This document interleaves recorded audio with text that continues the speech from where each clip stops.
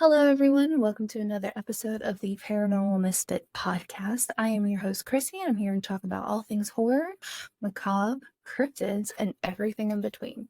So make sure that you've got a fabulously haunting drink and cozy up in your favorite spot to listen along. Okay, so last week we delved into, and I'm sorry guys, I know I have this glare in my glasses. Last week we delved into Thanksgiving. This week, we're going to go down south, away from Plymouth, Massachusetts, down to the great city of New Orleans, and talk about the LaLaurie Mansion. So anyways, how's everyone doing? New Orleans is a place that I have been dying, and I gotta take these off because now it's driving me nuts. This is a place I've been dying to get to. And I don't know if this is a sign or not, but 3 fucking years in a row I've been trying to get there. And all 3 years something has happened. One of the years we were supposed to go on a girls' trip, and then there was a hurricane. That was a big fiasco.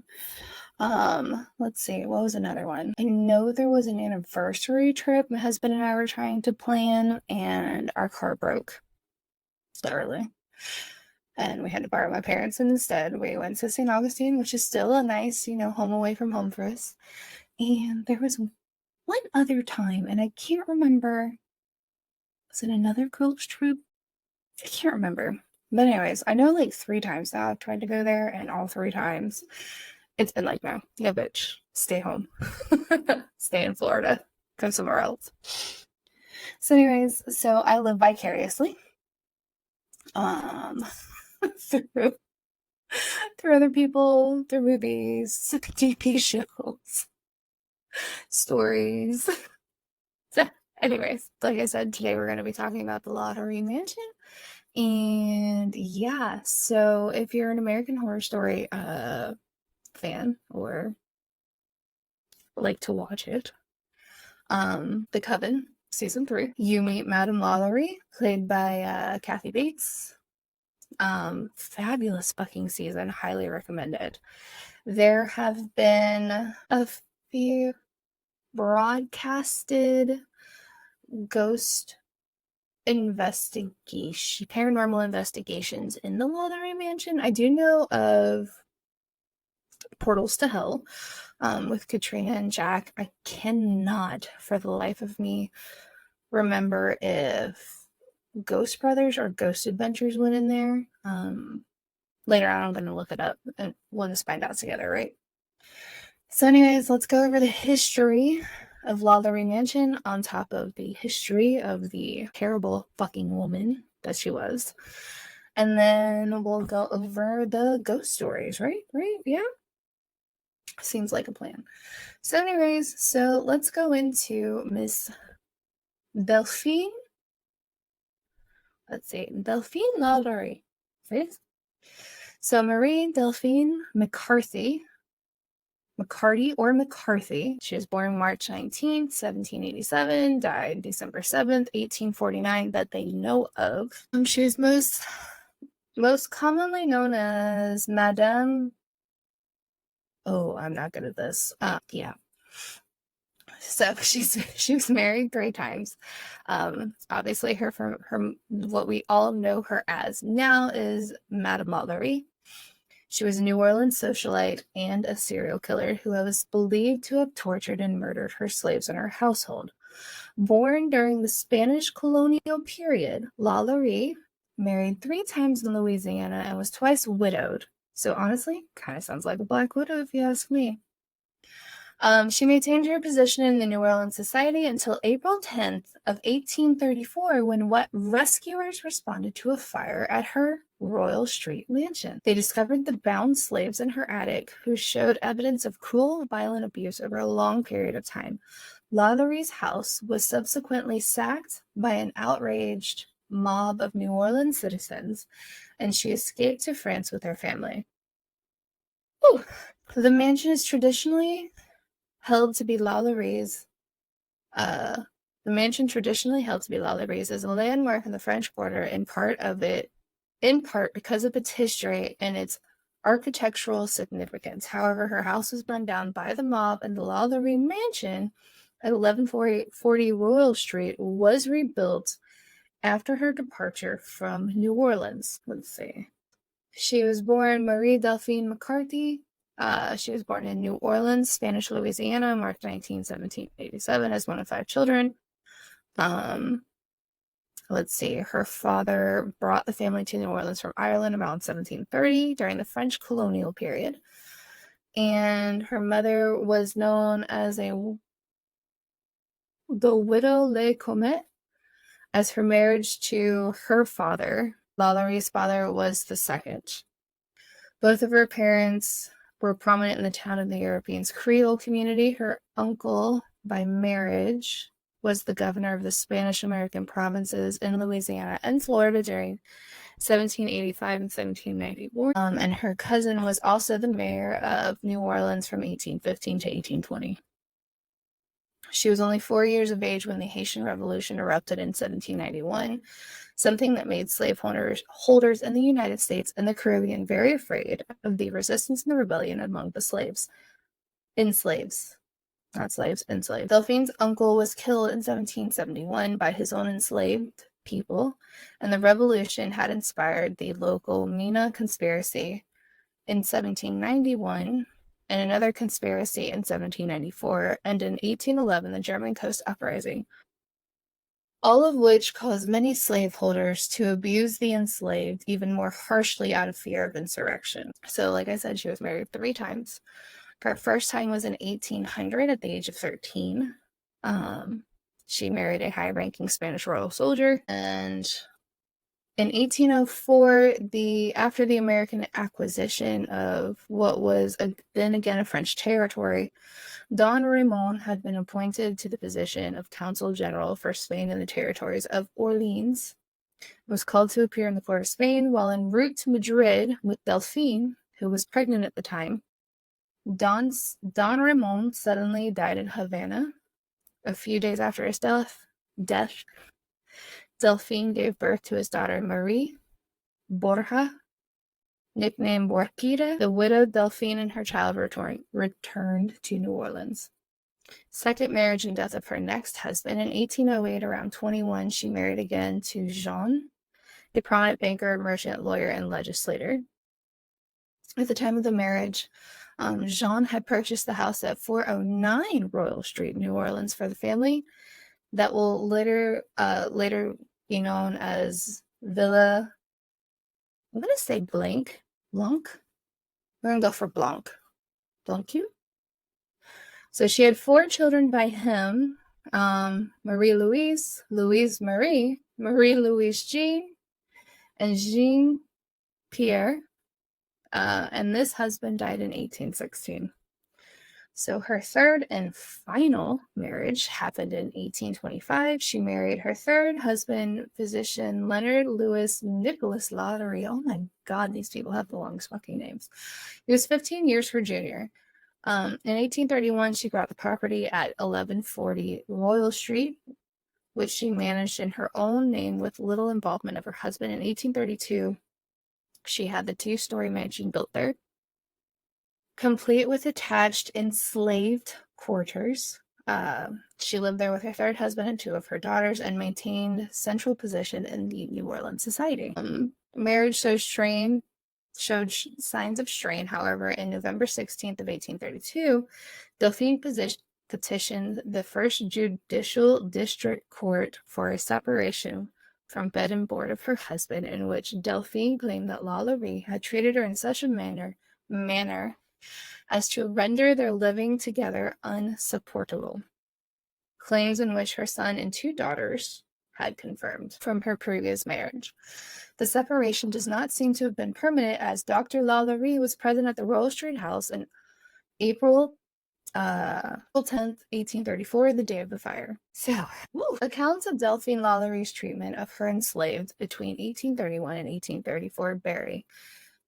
Harriet wrote in 1838 in her accounts of the tales told to her by the New Orleans residents during her 1836 visit, claims that the enslaved of LaLaurie were observed to be haggard and wretched, However, in public appearances, LaLaurie was seen to be generally polite to the Black people and solicitous of the health of those enslaved. Funeral registers between 1830 and 1834 documents the deaths of 12 enslaved people at the Royal Street Mansion. Although the causes of death are not mentioned, and infectious diseases could have easily been the cause, 12 seems a bit excessive. The 12 include Bonnie, a cook and laundress, her 4 children, and the four children of the cook and laundress. So Juliet, Florence, Jules, and Leonite. Bonnie had previously been enslaved by a refugee from had been enslaved by a refugee and was described in her cell as a chronic runaway, with an influx of white and free refugees of colors and those whom they had enslaved. The fears of the slaves still lingered in Louisiana. So court records of the time showed that LaLaurie freed 2 enslaved. It was wrote that public rumors about LaLaurie's mistreatment of the enslaved on her property were sufficiently widespread that a local lawyer was dispatched to Royal Street to remind LaLaurie of the laws for the upkeep of the enslaved. During the visit, the lawyer found no evidence of wrongdoing or mistreatments of the enslaved by LaLaurie. Other tales of LaLaurie's cruelty that were current among New Orleans residents in about 1836. She said that subsequent to the visit of the lawyer, one of LaLaurie's neighbors saw an 8-year-old enslaved girl fall to her death from the roof of the Royal Street Mansion while trying to avoid punishment from a whip-wielding LaLaurie. The body was subsequently buried on the mansion grounds. In a 1945 account, dating the child's age as 12 years old and gave her the name of Leah or Leah. Later writers elaborated on the case, saying that Leah had been brushing Delphine's hair when she hit a snag, causing LaLaurie to grab a whip and chase her. So this incident led to an investigation of the LaLauries, in which they were found guilty of illegal cruelty and forced to fortnight 9 enslaved of their household. These 9 enslaved people were brought back to the LaLauries through an intermediary relative and returned to the Royal Street residence. That's fucking dirty. There are also stories that LaLaurie kept her cook chained to the kitchen stove, beat her daughters when they attempted to free the enslaved of the Royal Street residence. So on April 10th in 1834, a fire broke out in the LaLaurie residence of the Royal Street, starting in the kitchen. The police and the fire marshals got there, and they found the cook, a 70-year-old woman, chained to the stove by her ankle. She later said that she had set the fire as a suicide attempt because she feared being punished. She said that the enslaved were taken to the utmost room and never came back. As reported in the New Orleans Bee of April 11th, 1834, bystanders responding to the fire attempted to enter the quarters of those enslaved to ensure that everyone had evacuated. Upon being refused the keys by the LaLauries, the bystanders broke the doors down of the quarters and found 7 more enslaved, and more or less horribly mutilated, suspended by the neck, with their limbs apparently stretched and torn from one extremity to the other, who claimed to have been imprisoned there for some months, let's say. One of those who entered the premises was Judge Jean Francos, who subsequently deposed to have found the LaLaurie mansion, among others, an enslaved wearing an iron collar, an old enslaved woman who had received very deep wound to her head, who was too weak to be able to walk. Judge Jean said that when he questioned LaLaurie's husband about those enslaved on the property, he was told in an insolent manner that some people had better stay home rather than come to other people's houses to dictate the laws and meddle with other people's businesses. A version of this story circulating in 1836 added that slaves were emaciated, showed signs of being flayed with a whip, were bound in restrictive postures, and wore spike collars to keep their heads in a static position.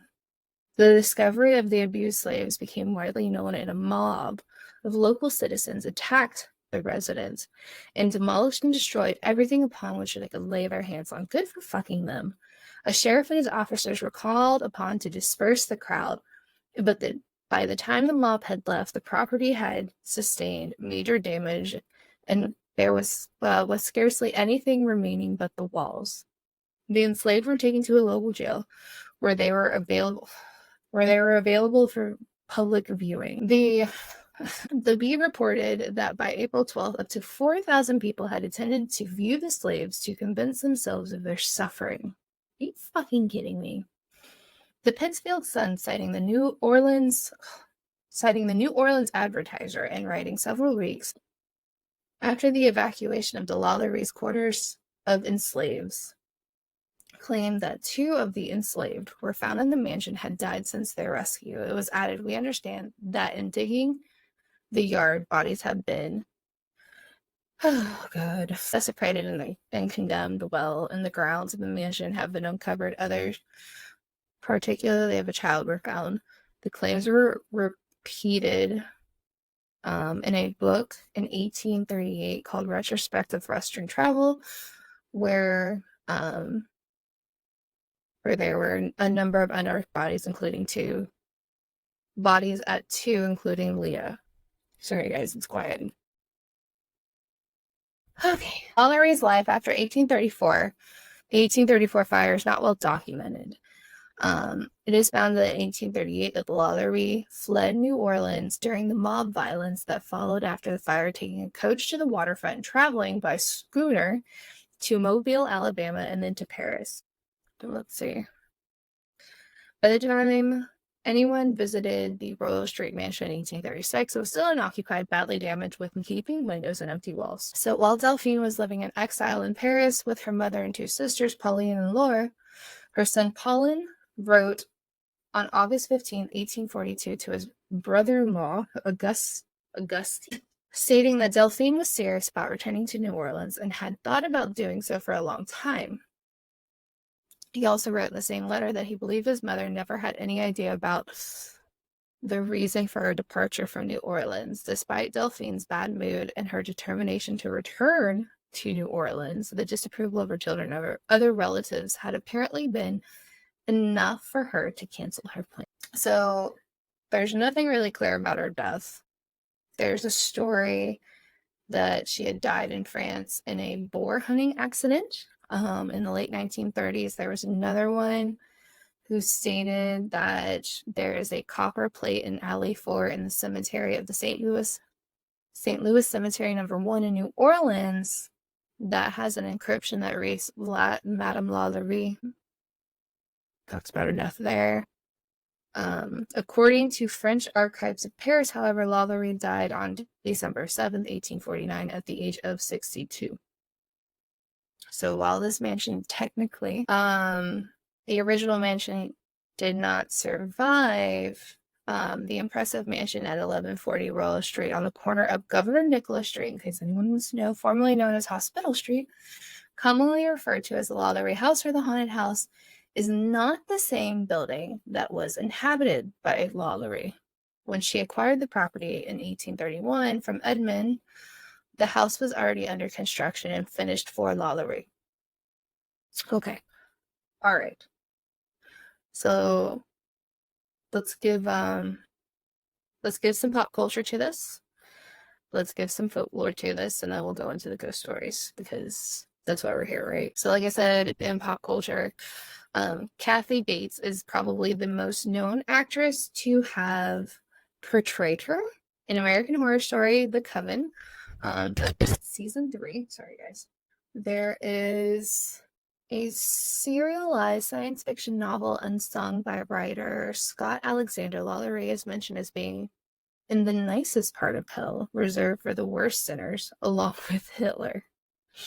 So that's nice to know. So her in folklore. Folk histories of LaLaurie's abuse and murder of those enslaved on the property circulated in Louisiana during the 19th century and were reprinted in a collection of stories by Henry Castellanos and George Washington Cable. Cable's accounts, not to be confused with his unrelated 1881 novel Madame Delphine, was based on contemporary reports in newspapers such as the New Orleans Family Advertiser and upon the accounts captured in retrospective Western travel.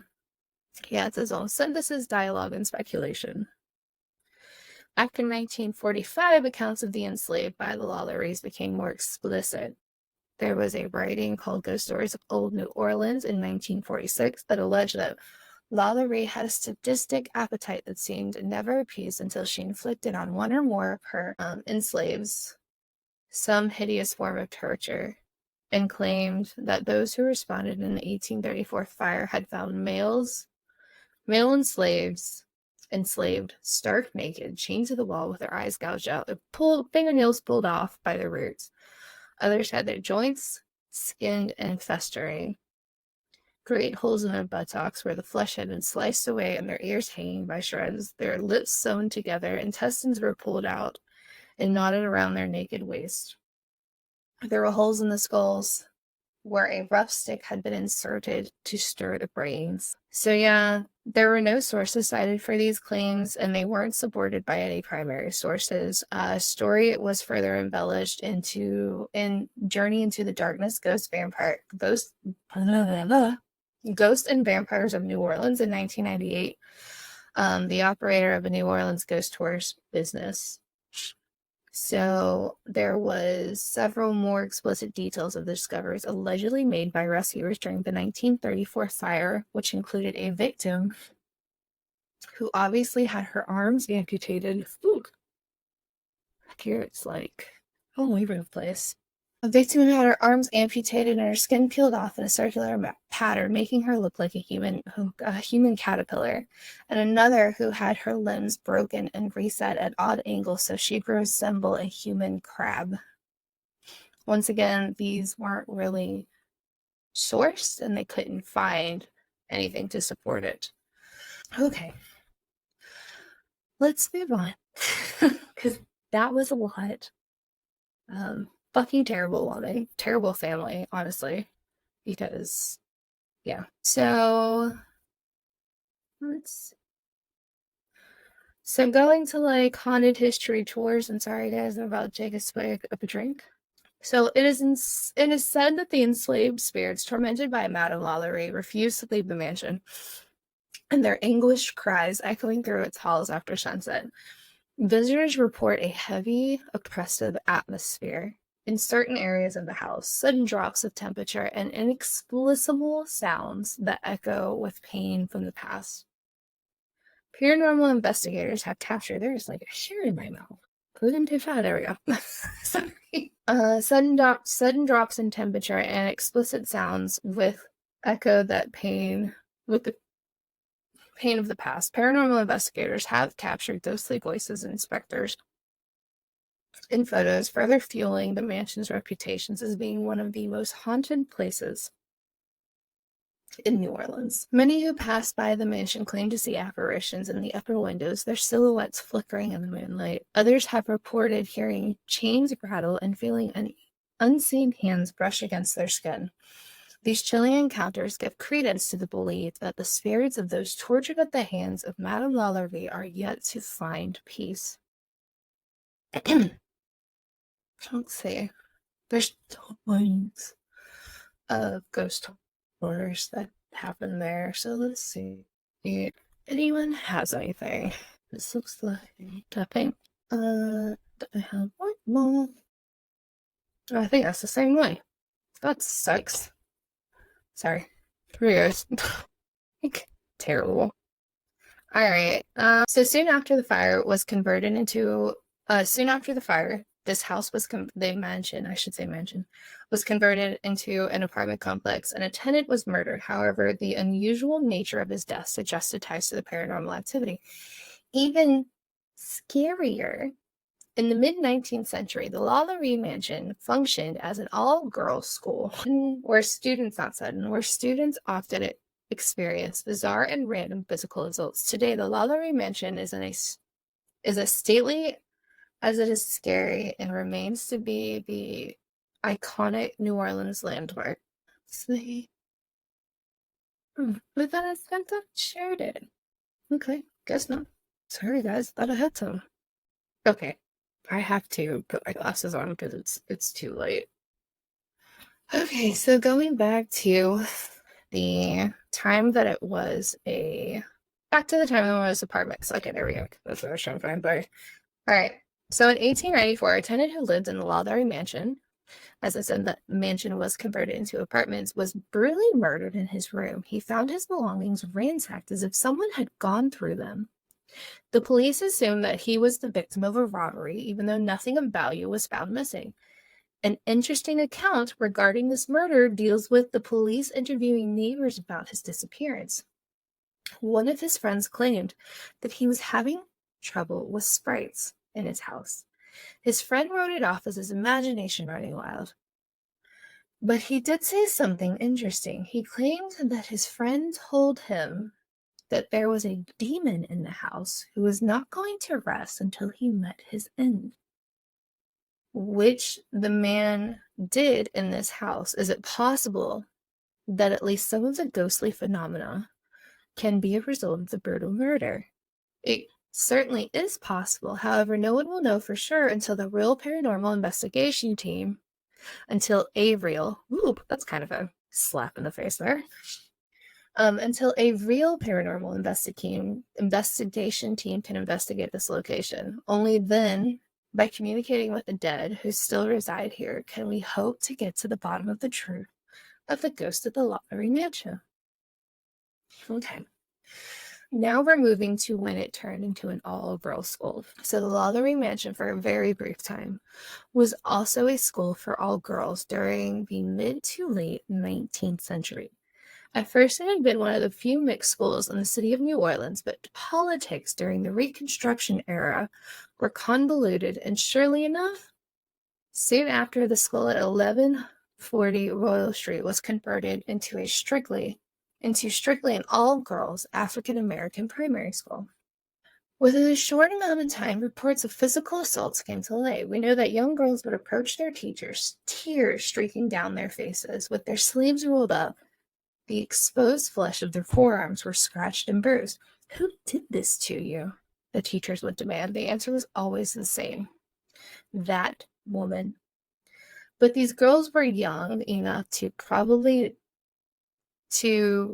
be probably not aware of Madame Delphine and the devastating tragedy some decades earlier. Moreover, it is very unlikely that the teachers themselves would tell 6, 7, or 8-year-olds about the starvation and torture of the enslaved that happened some decades earlier.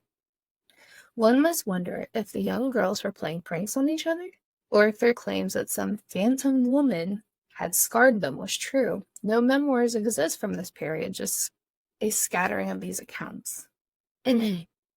See. And this is from the Ghost City tours of New Orleans. You can find it on their website. They have it looks like 4 or so stories. Okay. So although not everyone believes in psychics or mediums, there was one particular instance made known to the Ghost City tours team in which someone on one of our ghost tours happened to have been a medium. Throughout the entire night, she sensed things about various locations before the tour guide even told the story. But within the first sight of the LaLaurie mansion, the medium sucked in a deep breath and said, "Such sadness," she whispered, as she rocked back on her heels. Pulling out her phone, she proceeded to snap a picture of the mansion. The bricked-up window, she went on. That's not where the little girl fell out. The tour guide paused, simply because she hadn't even gotten to that part of the story about the little girl at all. Nevertheless, she recovered quickly and said, "No, you're right. The story goes that Leah fell into the courtyard. As for the bricked-up window, I suspect that someone did some interior decorating, but wanted to maintain the symmetry on the outside of the house." In the next few minutes, the medium experienced such a heavy emotion, like all the weight had settled upon her shoulders. She sensed the spirit of a young boy who liked to play pranks on the living, and the spirit of a little girl who was often nervous. Did she feel any of the helplessness or anger? The tour guide asked. "No," was the response. "Whatever happened, then with LaLaurie, does not visit the house any longer." Ooh. And then we got some ghostly happenings to their own guide. So in one occurrence, our guide was given a ghost tour. They were at the LaLaurie mansion, standing just directly across the street From the front door. To their right, another group was discussing the tragedies of the LaLaurie some 50 feet away. But there, under the quiet moonlight, the story of the 1834 was slowly unveiled. All of a sudden, our tour guide felt a tug on her messenger bag draped over her shoulder. She stopped amid her story and twisted to look over her shoulder, convinced she might find a pickpocket or someone intent on stealing her things. Right in the middle of a tour, she exclaimed as she regaled us with the story. No one was there, however, so she turned back around and got back into character. No less than 10 seconds later, though, she feels that tug again. Harder this time. A really sharp yank. Once again, she whipped around, but no one was there. This time she told her tour what happened, and their faces, she said, were priceless. No doubt was hers too. 2 weeks later, at the corner of the Governor Nicholas and Royal Street, our guide was out on the streets again, bringing another tour around. The LaLaurie Mansion, of course, was the main hit.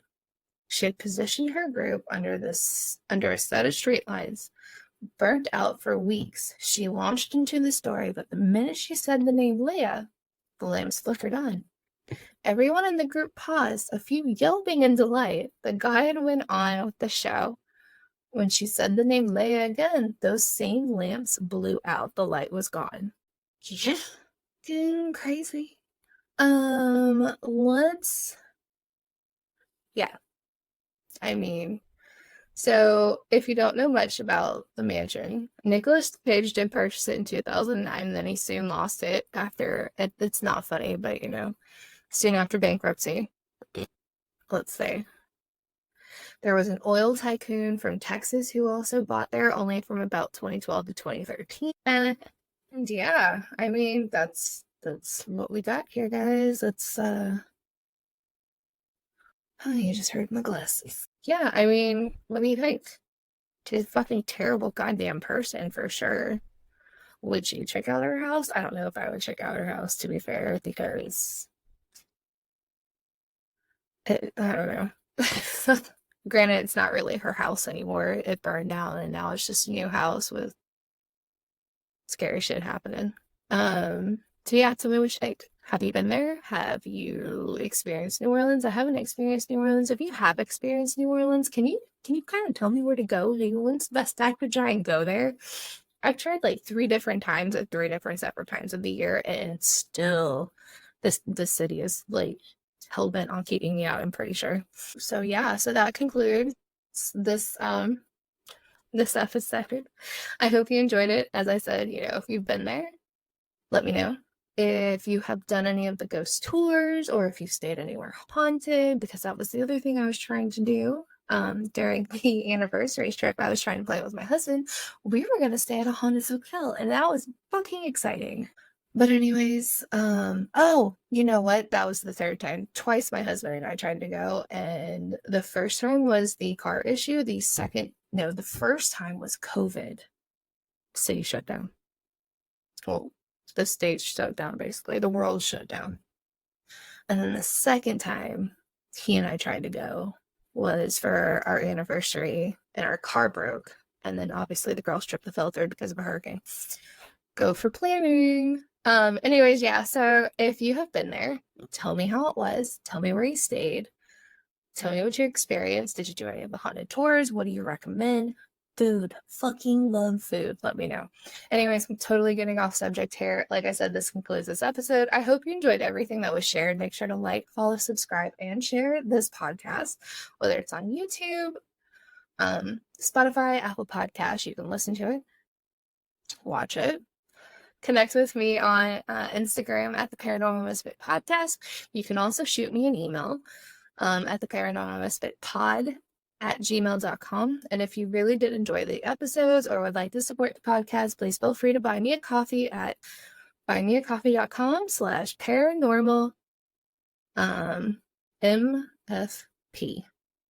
And that concludes tonight's episode. I hope you guys have a great fucking weekend. Bye-bye.